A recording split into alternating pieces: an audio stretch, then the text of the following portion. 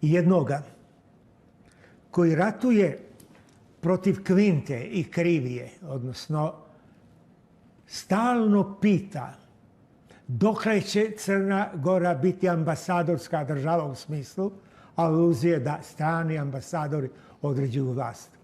A ne pita sebe kad je sa sred Beograda zvao Putina da dođe za predsjednika Crne Gore. Jednako kao što ga je Danilo Ščepčević nakon potpisivanja onog ugovora 17. aprila 1712. godine, kada nam je pukla pogibija. Nakon toga izašao u narod i počeo da viče i da piše u pismu svom bratu Radu, da se to zna: ja sam Moskov, Moskov, Moskov, a čiji sam ja? Toga i Crna Gora.